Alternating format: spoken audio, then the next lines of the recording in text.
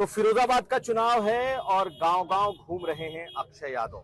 इस वक्त हम उनके साथ एक गांव में पहुंचे हैं और हमारे साथ मौजूद है। स्वागत है अक्षय जी आपका।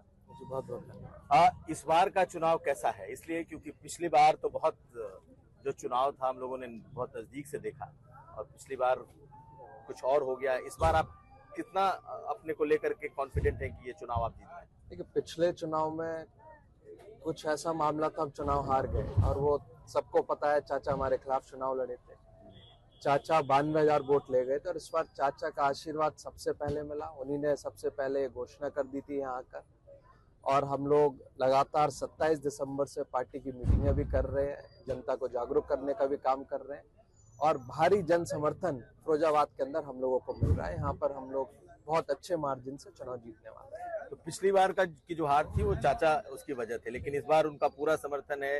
दिखाई तो ज्यादा नहीं दे रहे हैं, लेकिन आपके कैंपेन में क्या अपने कैंपेन में ज्यादा व्यस्त हैं? पहले वो खुद बदायूं से लड़ रहे थे, अब आदित्य जी लड़ रहे हैं वहाँ तो, और चाचा को हर जगह टाइम देना पड़ रहा। आज भी इटावा में कार्यक्रम है उनका और उन्होंने आशीर्वाद दे दिया। उनके आशीर्वाद से इस बार हम लोग फिरोजाबाद जीतने का काम करेंगे। तो परिवार में अब कोई कंफ्यूजन नहीं है? नहीं, बिल्कुल कंफ्यूजन नहीं है। लेकिन कंफ्यूजन तो लगातार हो रहा है क्योंकि कई कैंडिडेट बदल रहे हैं। पहले धर्मेंद्र जी थे वहां, मैं आपसे वही सवाल कर रहा हूँ। उसके बाद फिर चाचा आए, फिर आदित्य आ गए।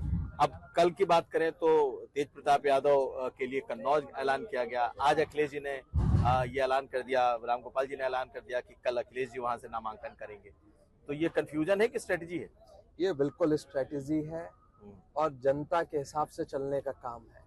जनता की डिमांड पर श्री अखिलेश यादव जी ने बहुत अच्छे तरीके से इस बार सभी को टिकटें दी हैं। सब बड़े अच्छे तरीके से चुनाव लड़ रहे हैं और ये चुनाव सत्ता परिवर्तन का चुनाव बदलता हुआ हम लोगों को दिख रहा है, क्योंकि इस बार उत्तर प्रदेश से भाजपा चली जाएगी और दिल्ली से भी भाजपा चली जाएगी। लेकिन जो सबसे बड़ा आरोप है वो यही है कि पूरे 80 सीटों में समाजवादी पार्टी को सिर्फ अपने परिवार के लोग मिले जिन्हें वो लड़ा रही है। 5 सीटें, 5 यादव कैंडिडेट और 5 परिवार।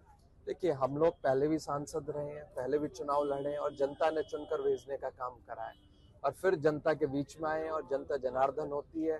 उनके बातों पर हम लोग हमेशा खड़े होते हैं और इस बार भी जनता ही चुनकर हम लोगों को सदन के अंदर दोबारा भेजेगी। आपके लिए मुद्दे क्या हैं यहाँ पर? कौन सा ऐसा मुद्दा है जो लगता है कि इस चुनाव में आपको आगे रख रहा है? देखिए, सबसे बड़ा मुद्दा देश का मुद्दा है, जो संविधान को बचाने का मुद्दा है।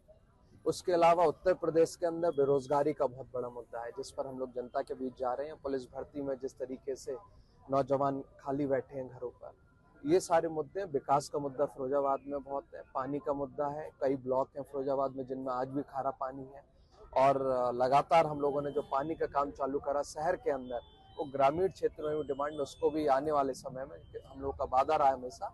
उस पानी वहाँ पे भी ग्रामीण क्षेत्र में हम लोग पानी साफ सुथरा अच्छा पहुँचा रहे हैं।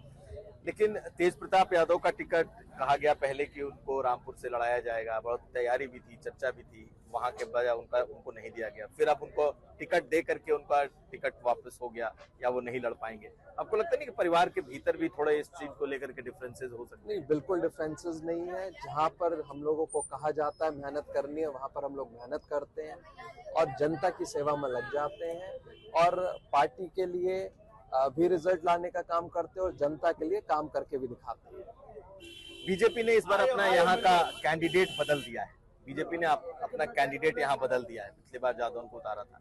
आपको क्या लगता है कि कैंडिडेट बदलने से बीजेपी को कोई फायदा होगा या आपको लगता है कि आप ज्यादा बेहतर अब चुनाव लड़ेंगे? सबसे बड़ी चीज है कि भारतीय जनता पार्टी की सरकार दिल्ली में भी है, उत्तर प्रदेश में भी है। भाजपा के सांसद यहाँ से जीत कर गए थे फिरोजाबाद से और पिछले 5 साल में उन्होंने कुछ भी काम नहीं करा है और वो पूरी तरीके से फेल हो गए, जिसकी वजह से उनका टिकट कटा है शायद। और ये चुनाव समाजवादी पार्टी जीतेगी और क्योंकि यहाँ कोई काम ही नहीं करती है भाजपा ने काम करा होता तो उन्हें कैंडिडेट भी बदलने की जरूरत नहीं पड़ती।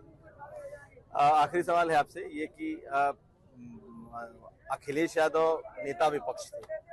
अखिलेश यादव अब अगर पार्लियामेंट लड़ेंगे कल तो वो दिल्ली का रुख करेंगे। तो आपको लगता है कि अब अखिलेश यादव दिल्ली की सियासत करेंगे या उत्तर प्रदेश की भी सियासत करेंगे? कैसे करेंगे? देखिए, आपको याद होगा नेताजी कई बार विधानसभा भी गए, लोकसभा भी गए और उन्होंने पूरा नेतृत्व करा है। और अखिलेश यादव जी जैसे नेता जी पार्टी को संभालते रहे और काम करते रहे, उसी तरह अखिलेश यादव जी पार्टी को चलाएंगे और पूरा उत्तर प्रदेश भी देखेंगे और दिल्ली भी देखेंगे। तो आप इस जीत को किस तरीके की जीत आप देख रहे हैं कि कैसी जीत आपकी होगी, किस तरीके का मार्जिन आप? देखिए, जिस दिन हम लोगों ने नामांकन करा था, हम लोग ये मान के चल रहे थे कि हम लोग 2 लाख के मार्जिन से यहाँ चुनाव जीत रहे हैं, लेकिन कैंडिडेट आने के बाद हम लोगों को लग रहा है कि हम लोग का मार्जिन लगभग 4 लाख के लगभग यहाँ पर पहुंचेगा।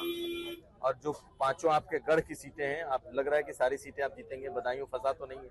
उत्तर प्रदेश में 80 की 80 सीटें समाजवादी पार्टी जीतेगी। बहुत शुक्रिया बात करने के लिए। बहुत बहुत धन्यवाद। तो हमारे साथ थे और इन्होंने बात कही कि ये पूरी सीटें जीत रहे हैं और इस बार पहले जैसी स्थिति नहीं है, इस बार माहौल कुछ अलग है।